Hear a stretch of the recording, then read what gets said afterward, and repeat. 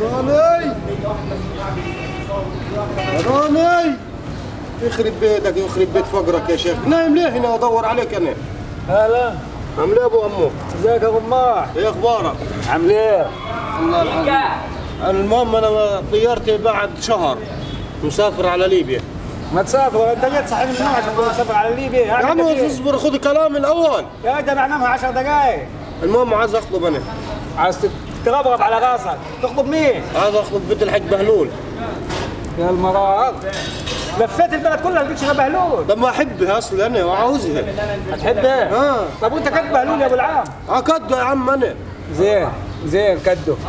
انت رحت سافرت حوشت لك قرشين على طلاق بهلول يشتريك ويشتري نص نجعه. معنا فضل ربنا. معك فضل ربنا بالدنيا كلها. امين يا رب. خير ان شاء الله. خير. عايزك تروح معي توصل لي عند الحاج بهلول ونخطبوا بنته عشان عايزك تكتب كتاب واتكل على الله على ليبيا. يا عم بهلول دلقيت حتى ما يقعدش مع الناس، ده انت عارف بهلول قعدته المفضله فين دلقيتي؟ فين قعدته المفضله يعني؟ بهلول ما يقعدش دلقيتي يا اخوي في حته اسمها بيت الخيمه. بيت الخيمه ده كافيه كبير. ولم يمشي الناس ولاد الزواج والناس اللي معاها. تمام. يعني انا وانت لو شافونا بجلاليبنا مش هيقدروا يدخلونا في بيت الخيمه. احنا بفلوسنا نخش في اي حته تعجبنا. امال ايه يا ابو عمو انت مستقل بيك يا ابو عمو؟ مش مستقل بيك. امال ايه يا ابو عمو؟ انا اللي قليل يا عمي. وزي بعض انا مشوار الجوازات ده ما امشيش فيه. خلاص يا عم حقك علي، يلا بينا. قوم معايا يا عم يلا. والله لو لاش تحلف يا رماح. ما زعباضه يا ولد عمي. ما صدقش في مشاوير الجواز انا ابو العام. معلش نروحوا له. والله لو المغال علي ما اروح. ماشي. دقيقة ما ياخذكش القلق كده. انت هتاخدها دلقيت وتخش عليها دلقيتي.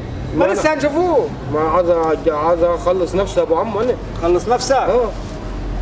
هات يا اخوي ايدك قومني لما اروح ليه. منير قاعد فين؟ انا مش قلت ليه تقعد اقعد في القهوه في البلد؟ انا قلت 50 جنيه ولا حاجه اللي نروحوا فيها الكافيه دي. تروح فين؟ قاعد اقول لك كافيه بيت الخيمه. ما سمعتش بيه انت ابدا. انا اول مره اسمع عنه. لا ده هتشوف خش لقيتها بمخك هيتبلد. ده كافيه مغفله. كافيه اقول لك الناس النظيفه ده. تعال. شوف ادي قعدته المفضله. قعدته ليه على كده؟ على طول بس تعال اقف وراك. السلام عليكم. السلام عليكم. عامل ايه يا حاج بهلول؟ ما تفضلوا. ازي حالك؟ تفضلوا. عامل ايه يا حاج بهلول؟ تفضلوا. اقعد. اقعد. ايوه ماشي. خلص تليفوني دقيقه. سلام دلوقتي. سلام. خير يا حاج ضن. والله يا حاج بهلول انت عارف انا ما امشيش في اي مشوار وبس. وجاء الواد ده قصدني. عايز مساعدة. مساعدة ايه؟ امال ايه؟ تعيش في الدنيا. ده لي بتاع 12 سنة يروح ليبيا ومعاه قرشين زنين. اسمع انه هو كان في ليبيا والله. لا سيبك من المساعدة، المساعد هيساعد الناس ربنا. نعم بالله. المهم احنا جينا في مشوار ثاني يا حاج بهلول. عايزين بنتك يا عم الحاج بهلول. عايزينها في ايه؟ يا ابوي تفهمنيش غلط. ده احنا عايزين على سنة الله ورسوله. الواد رماح جا قال لي كلمني الحاج بهلول وعاوز ياخد بنتك، هيبص لي لقيش ادب منها في البلد كلها. ماشي يا عم. طيب يا عمي طلباتك كده عشان نتوكل على الله. عايز 100,000 جنيه ذهب. قلت لك قلوز من اولها. ما انا عارف. ها حاج بهلول. و20 عشاء. 100,000 ذهب و20 عشاء. سجل في مخك سجل. و50,000 جنيه رباية. ايه؟ 50,000 جنيه رباية. لا صلي عندك وقف كده. رباية ايه؟ احنا عايزينها مش مرباية. ما وكل وشرب طول السنين دي وانت جاي تاخدها بالجايز. عندك استعداد تدفع 50,000 رباية؟ عندي استعداد. والله انت ما تربيت. والله ما تربيت. بس نشوفها الاخر خالص. في حاجة ثانية يا حاج؟ لا تمام بس لسه شوية زي كهربية والحاجات دي يعني لسه نتفقوا يعني. طب ايه يا خال؟ موافق على كلامه ده؟ يلا بينا وحقق علينا قدام يلا.